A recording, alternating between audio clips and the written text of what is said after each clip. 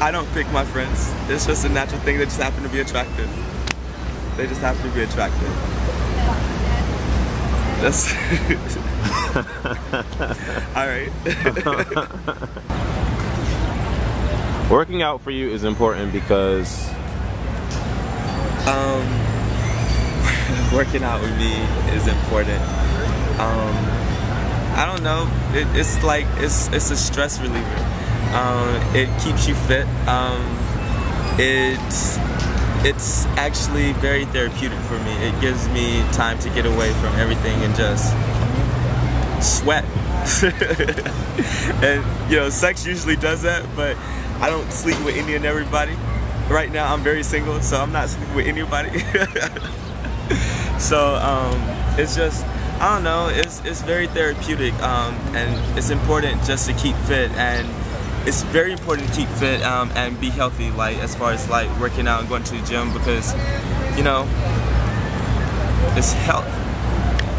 I don't know what more I can say about it. It speaks for itself, I thought. So do you eat healthy? Like, are you a vegetarian? No, I'm not a vegetarian. I love meat. I love meat. Watch it. Watch it. I mean, only you thought that. Watch it. Only you thought that. The intensity that came along with I realize who I'm talking to on this camera. So yes, I love meat. And I love food. Fuck me, I love food. So I eat healthy, but I also like to eat whatever the hell I want to eat. I feel like I work hard enough to stay fit and everything. I can afford to cheat a little bit when I feel like just going in. So nah, it is what it is. Okay. Do you believe in love at first sight? Yeah, actually, but it's like when you say love at first sight, you're not really just talking about a relationship. It has when I say relationship, you are talking about a relationship, because that relationship can be more than just a love interest. As far as like lover, intimacy, it's like a friendship. You can meet people right off the instant and you love each other because like you have that connection. I'm one for energy and connections, and I believe like certain people connect perfectly when they first meet, and you know, they just have a great time. So love at first sight to me isn't just based off of being in a intimate relationship with somebody. So yes, I do believe in love at first sight. Okay. Brandy or Beyonce? Is that and a real explain. Question? It is a real question, because a lot of people that watch this channel concern themselves with celebrity lives. So, yeah. Brandy or Beyonce? Really? All right. First off, they are very different. very, very, very different. Brandy's vocals, her runs, amazing. You know, I give her that. Now here's where the battle comes in. So Brandy is no Beyonce at all. That woman is everything like an artist should be. I mean, who do you know does a live show, dances her ass off, and gives you 100% of her every single time, never fails. There's a lot of people that hate on her, there's a lot of people that's gonna come at me for this, but I don't give a fuck. That's my bitch right there. I love Beyonce. I love Brandy too. Don't get it twisted. Nor do I compare them to. There's no comparison there.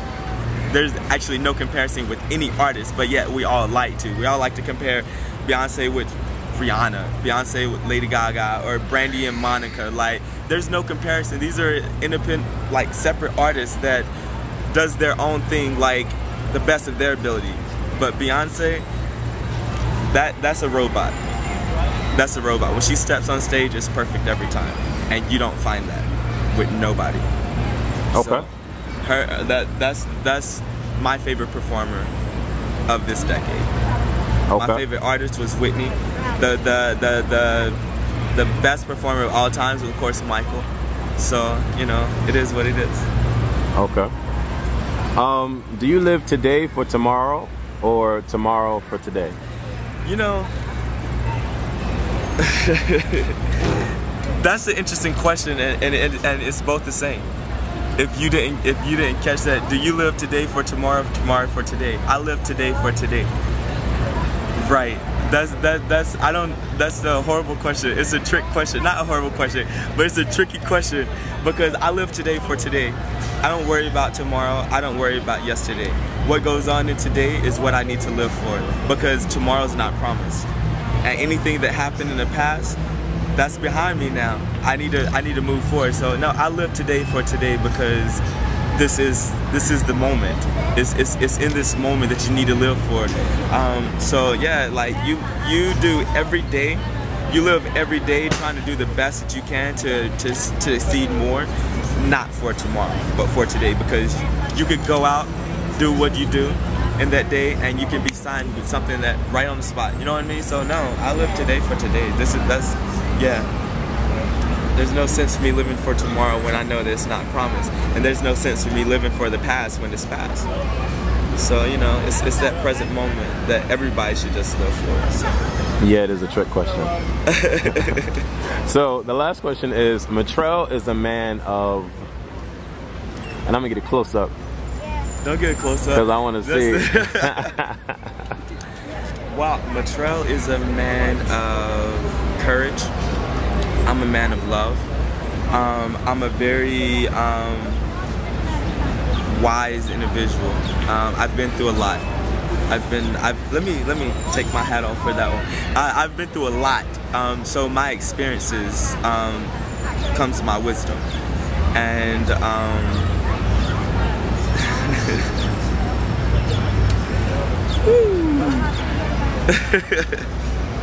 alright, my experiences comes my wisdom, and you know, comes a lot of pain as well. But Metrell is a man of truth. Honestly, I'm gonna keep it real with you, like 100. You sure about that? Yeah, yeah. You might not like what I say, but I'm gonna give it to you. Sometimes I might just keep it to myself because sometimes I can be too blunt at times. That's probably the Leo in me, and that can get you in a lot of trouble. But I'm gonna keep it real. So like, I'm a man of my own heart, and so I treat everybody how I want to be treated. So I won't give shade unless you give me shade, and I will always be smiling. I will always be giggly. I will always be honest and true. So I'm a man of my own heart, and a man that strives to be perfect every day. So how can people find you?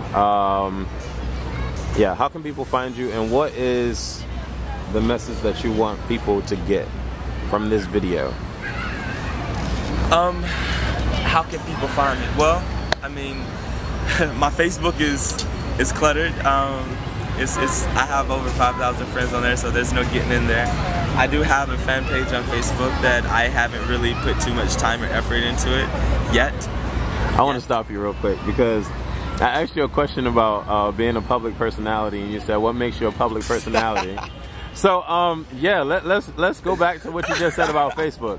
You said you have over 5,000 friends on Facebook, yes, and you have a fan page on Facebook.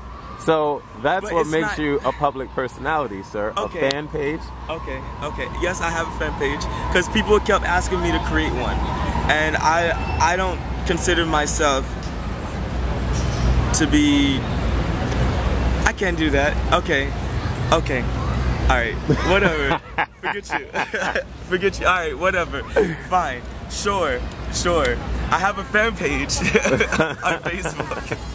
And Twitter, my Twitter is M3TR3LL, and on Facebook you can just type in, Metrell, you can get that. I have workout videos on YouTube, and like just some ab stuff, but it's very intense and everything. So I have workout videos on there. Don't laugh at my screen name that I'm about to give you for YouTube, but it's Cockrunner15. That's COCKRUNNER15. And now let me explain that. Yeah, please. Yeah, go ahead, explain.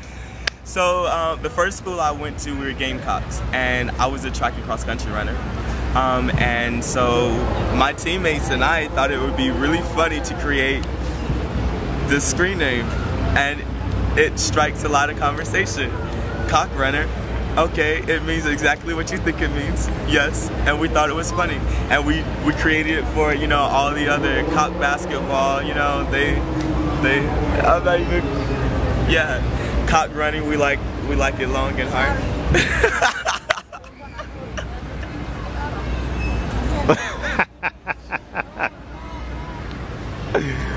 Okay. Cock track, we like it in 18 different positions. Okay. 18 events. 18. Okay. All right. So that's where that came from. So we just thought it was funny. We even created T-shirts of it too. So that's where it comes from. So YouTube, Cock Runner 15. Okay. Or you can just YouTube Metrell. I have videos of me performing, singing, and everything, and of course all the ADTV stuff. If you haven't seen my ADTV story, it's actually kind of deep a little bit. Even though I didn't tell 100% of my story because you guys are not ready for what I've been through at all. And it's a very emotional. But see, the thing is, the world is ready because a lot of people have gone through, you know, tremendous things in their lives. So we don't really know who's actually watching this video.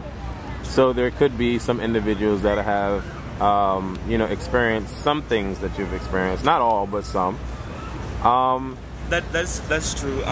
Which is why I talk about a lot of what I've gone through. I talk about my experiences a lot. I'm very open and honest. So I just find that a way of being, especially when it comes to experiences that can help.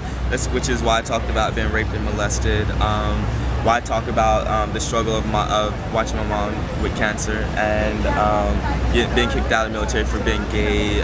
All this, which is why I talk about it. So the story is really, really deep, and it's you'll learn a lot. But. So now, I'm sorry, I lied about that being the last question. The last question that I asked you. Because, you know, yeah, you're talking about some things on here, and I kind of like have to expand. So okay. There's a huge question that everybody asks within regard to homosexuality, and the question is it a choice or were you born that way? And how do you feel about that? I hate that question. Because that is so, it's an inappropriate question to ask like anybody. Oh, were you born this way? Oh, you choose to be? No, sometimes it's something that you don't choose. I don't even know anybody that would actually choose this. I feel that we are born this way because I struggle with homosexuality from the beginning. When I knew what a penis or a vagina was, like I struggle with this, and this is not something that, and everybody thinks a lot of people that's been raped and molested, everybody think, oh, because they were raped and molested then they turned out to be gay, and that's not true. That's not true. I do not blame being raped or molested for me being gay. I don't. It's not something to blame. It's something that I love men. It's just something that I just happen to do, and I can't help who I love. Love is something that's natural, and if I have a natural love for a man, then you know it is what it is. I dated females, you know. I had a fiance, and you know it is what it is. But like my heart, what I feel, what turns me on, is the touch of another man, and that's just something that I feel that I was born with. And whether you're gonna disagree with me or not, but that's your own opinion. Stop asking people that question because it's very disrespectful for us, because we were born this way, and whether you realize it or not. But who would choose to be something everybody goes against? It makes no sense. Why choose to be hated? Because we're hated, you know, a great deal. And in that, why choose to, you know, be tormented, to be picked on or bullied because being gay? Why choose that? Nobody's gonna choose that. Nobody in their right mind is gonna choose hate. You know what I mean? So no, like, it's not a choice. Like that question always pisses me off. It's not a choice. Yes, we were born this way.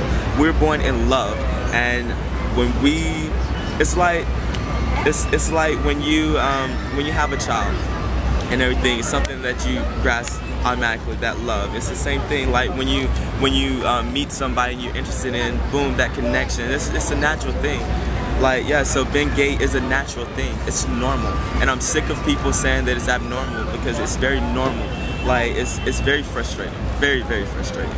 It's gonna be cool too, by the way. The lighting works really, really well as you pose right now. Oh, I'm posing? Yeah. Show some skin. Right. What was I about to ask? Yeah, so 18 different positions. Long and hard. Yeah, let's talk about that real quick, because I'm sure that some of my viewers, as they watch this video, when you said that, had some mental pictures in their mind. So name 3 positions that you like. Ooh, alright, so I'm a man that likes to create my own positions, and there's nothing like a position that you just creep into going into a position. So my favorite positions are the positions that you get in while moving into that position. You feel me? I know you feel me on this. So I can't just say 3 positions, because there's several things that I like. So there's more than 18. Oh yeah, there's more than 18. There's more than 18 positions. There's way more than 18 positions. There's way more than 18 positions. But my favorite positions are those that are accidental. So yeah. Interesting. Isn't it? So is it the size of the ship or the motion in the ocean? Well, I have a great size, and I do. What determines that you have a great size? Explain. So it could be 5 inches, and you think you have a great size? Oh, it's definitely not 5 inches. Okay. And I've yet to have a complaint about it. Okay. And I do what I do, and I do it well. So like I believe making love is an art, and I am an artistic person, and and so like I get creative with it. And I think when you're having sex, that every touch should be that sensual feeling, like yeah. And that's how I touch you. Like, it's a soft, gentle touch, but it's aggressive when it needs to be aggressive, and it is what it is when it is what it is. Okay, so sex versus love. Is there an intensity difference with you? Sex versus love? Yeah. Sex is love. Sex is a form of love. Love is love. So love making and having sex are the same to you? No. Okay. I said it's a form. Okay. Love making is different than sex. Sex is like one of the things you just want to like just get it in, just keep it, crazy, funky, just wild. When you make love, it's that feeling that you just can't get away from. That touch when that kissed on your neck, it's like especially when it's from the person that you love, or like when you kiss the lips and they're soft and like it's gentle and you feel the emotion. You don't get that in sex, and you don't get that authentic, blah blah blah, authentic. See, I can't even say the word authentic. Authenticity. Yes, thank you. Authentic. See, I can't.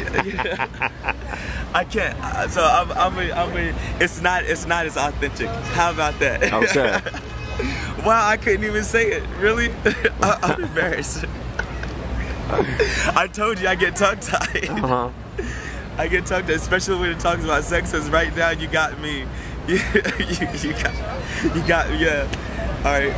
Yeah, it's that feeling that you get when you are making love with somebody and they're in you or you're in them. It's different. It's a different feeling than just sex, because it feels so good. It feels so good. I can't even talk about this the way that I want to talk about it, because it's going to be too raw.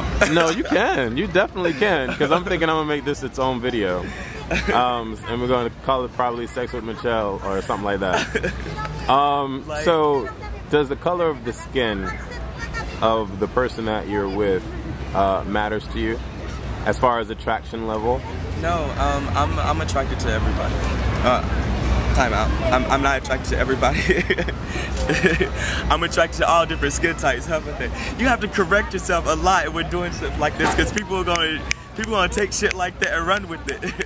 So no, the color of your skin does not matter. Yeah, the color of your skin does not matter. So you will be intense with the person no matter what the color of their skin is. Well, yeah. Okay. Actually, I've dated like my first was white. You know, I lost them. They died. That was the last white man that I've been with. And yeah. Color your skin doesn't matter. Okay. Go ahead, ask it. You know you want to. You're fighting it. Go ahead, ask it. So, are you gonna explain what happened? All right. All right. So, talk about all those things that I've been through. This was one that really hits, and one of the reasons why I joined the military. I just came from a track meet, and we went to school together, and I wanted to celebrate because I had won, and went sitting at a red light, and two dudes come up and crack the windows of my car, put a gun in my head, put a gun in his head. They take the keys out of ignition, throw them up under the truck, and just wanted money and everything, and he didn't have anything on him because it was my treat, so I just made him leave his wallet, take his ID, and the gun accidentally went off on this side, and all of his remains was on me, and it was a stun moment. The dude on my side went ballistic. He was like, what the fuck, and they just ran. And I got out and went over and I just held him, and he was just shaking, and he died in my arms. And it was a tough moment. I quit school, and I went home, and I couldn't take it. I couldn't take it because we actually grew up together. I couldn't take it, and that's how I ended up joining the military. I went in and I said, I don't care what my job is, I want to get out of here. So just get me out of here as fast. They said, well,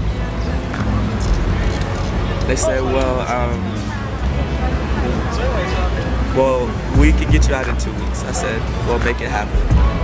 2 weeks comes, it was my mom's birthday. I said, I gave my mom a hug, and I went and I said, I love you, and I'll be back. I left, and I called her while I was on the way to Chicago. I said, I just joined the military, and I won't be back for 3 months. Talk about hurt, like I hurt her so much. I hurt her so bad right there because she asked me never to join the military, but I was hurting, and I was being selfish because I didn't care. I just wanted to get rid of my pain, and so I told her I was gay that same day as well. So also told her that I was raped as well. So I gave her a lot right then because I had all this emotion and I just needed to get some of that off. And I gave her a lot, and the whole time in boot camp, she didn't speak to me. She didn't return any letters or anything, and that's another come out story. She didn't return any letters, nothing. Come graduation, she's there. And it was the best feeling. Although she smacked me when she seen me, then she hugged me and kissed me. And she said, don't ever do that again.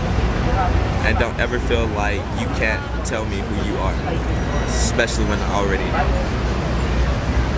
So, I said, how you already know? She said, God told me. I said, it's like, right, okay. But, you know, yeah. Okay.